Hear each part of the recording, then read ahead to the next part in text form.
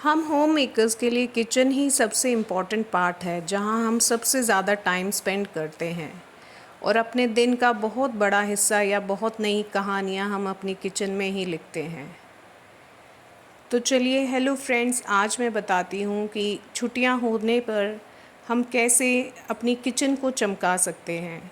तो आज मैंने की अपनी किचन की कुछ डीप क्लीनिंग, कुछ ऐसे कोने, कुछ ऐसे हिस्से जो हमेशा अनदेखे रह जाते हैं, उनको क्लीन किया।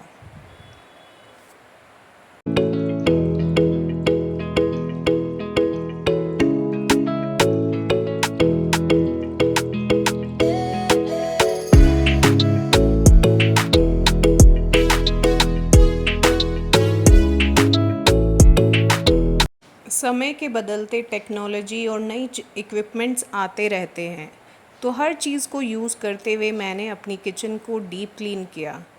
जहाँ पे डेकोरेशन करनी थी, कहाँ मुझे अपने देसी जुगाड़ लगाने थे, हर चीज़ को यूज़ करते हुए मैंने अपनी किचन को एक न्यू लुक दिया और उसे एक फ्रेशनेस दिखाई।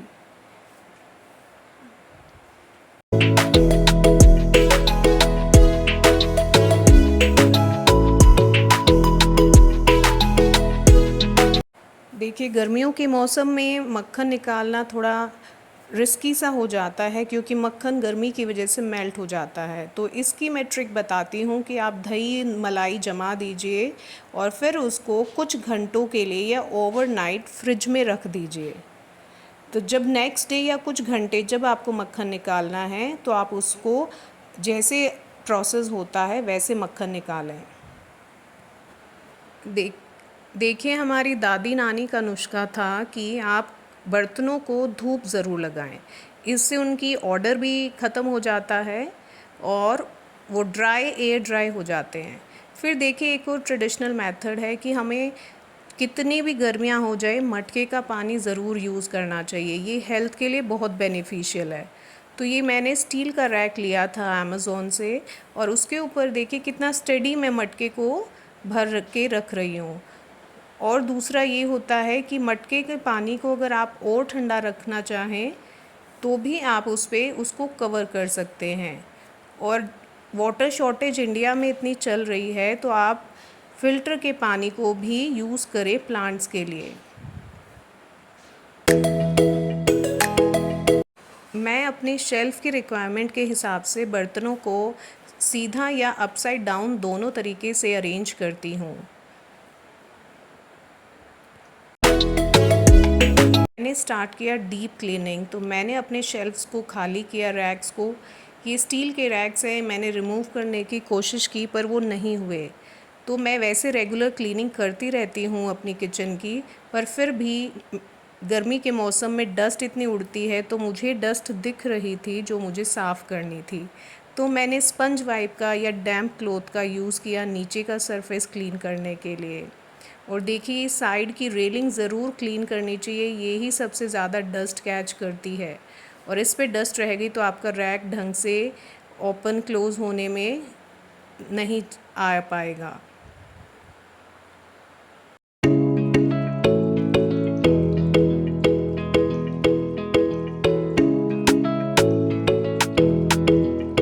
अगर आपका रैक ज़्यादा गंदा नहीं है, स्टील का रैक, तो आप एक डैम्प क्लॉथ से या स्पंज वाइप में ही हल्का सा लिक्विड डिटर्जेंट लगा के अपने रैक को क्लीन कर सकते हैं, जैसे मैं कर रही हूँ। और जहाँ आपका रैक अगर आपको लगता है ज़्यादा ग्रीसी है, तो आप कोई और तरीका भी अपना सकते हैं। पर ध्यान रखें, हर लाइन, हर रॉड उसकी क्लीन हो, उसी को हम डीप क्लीनिंग कहते हैं।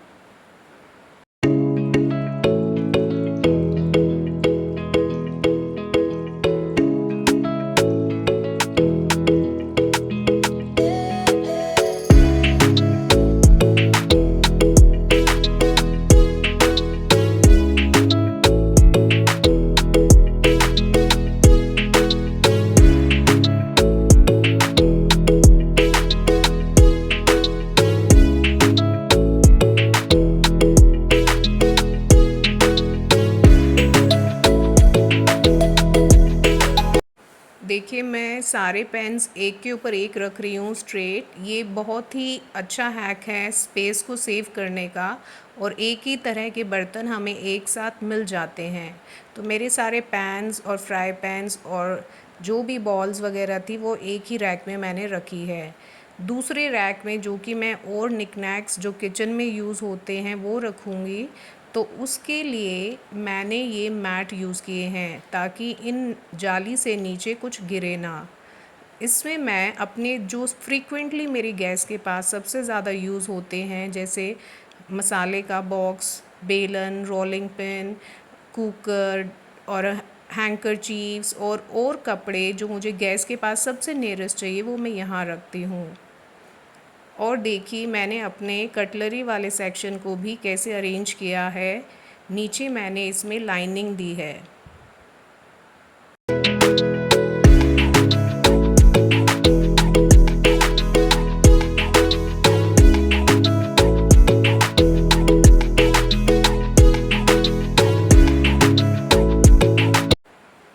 ये बॉटल वाले लंबे शेल्फ़ में देखिए यहाँ मैं ऑयल रखती हूँ, कुकिंग ऑयल, और वो गिर गया था, इसीलिए मुझे स्कॉच ब्राइट से ये क्लीन करना पड़ा क्योंकि मैं इसको डिटैच नहीं कर पा रही थी।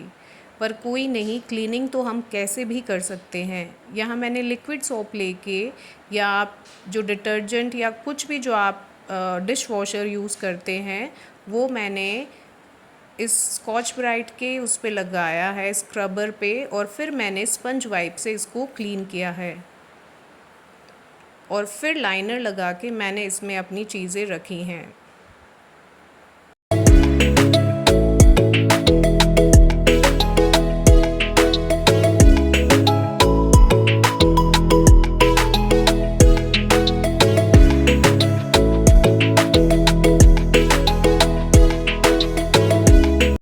हम होम मेकर्स कितनी तरह के ऑर्गेनाइजिंग बास्केट्स यूज़ करते हैं।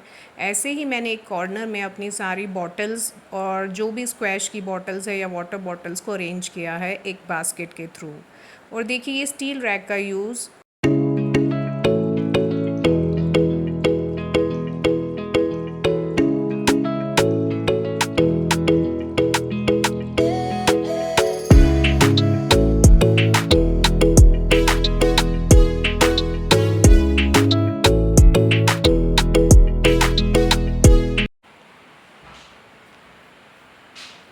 ये देखिए स्पंज वाइप और लिक्विड सोप या कुछ भी आप लिक्विड जो भी क्लीन करने के लिए बनाते हैं वो मेरे लिए सेवियर का काम करता है।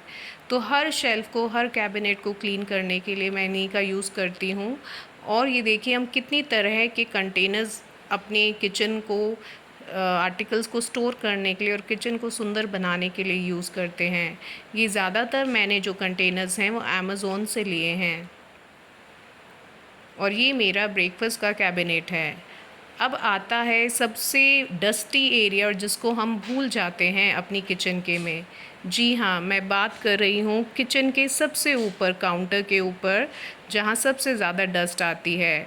और मैंने यहाँ पे क्लीन करके न्यूज़पेपर को चिपकाया है और मैंने 2 साइडेड टेप को यूज़ करते हुए इसको क्लीन करके न्यूज़पेपर लगाया है। और देखिए विंटर्स चले गए हैं तो ये गीज़र भी बिल्कुल ही एक अननोन पर्सन की तरह अनअटेंडेड ही पड़ा था। तो मैंने इसको भी क्लीन किया है कि सारी इसकी डस्ट निकल जाए और ये बिल्कुल नया लगे। फिर चाहे हम कैबिनेट में ही अंदर क्यों ना रखें, ये मेरा वाटर प्योरीफायर है, इसमें भी बहुत डस्ट कलेक्ट हो गई थी। तो मेरा किचन को डीप क्लीन करने का मतलब था मेरी किचन का कोई भी कॉर्नर अनअटेंडेड ना रहे।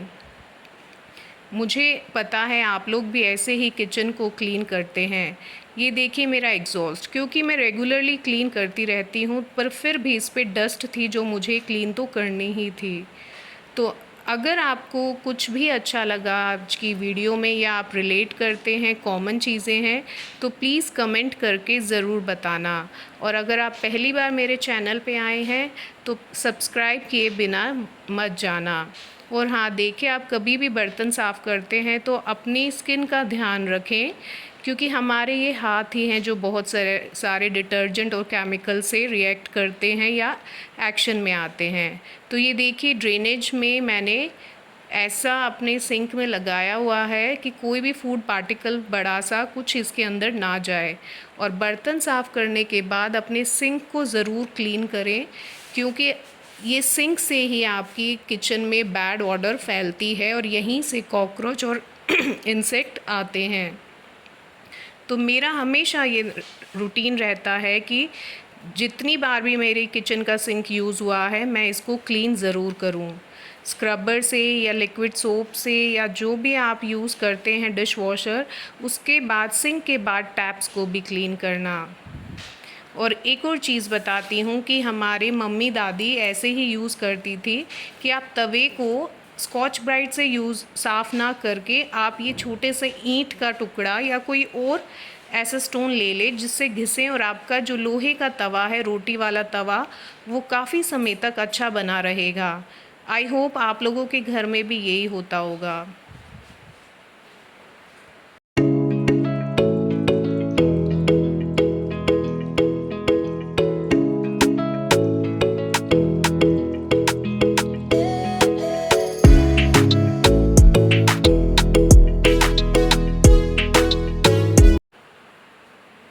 अगर आप मेरी तरह अपनी किचन को बिल्कुल वाइट स्पार्कलिंग रखना चाहते हैं तो स्लैब को साफ़ करना बिल्कुल ना भूलें।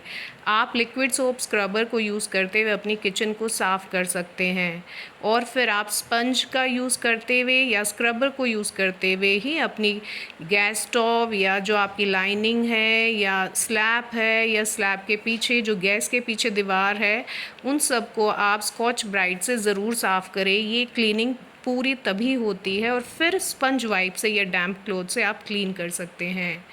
आई होप आज की वीडियो आपको पसंद आई हो। और हाँ, आप अपनी किचन में कलर्स ऐड ज़रूर करें, ग्रीन प्लांट ज़रूर रखें, वो किचन में बहुत सुंदर लगते हैं।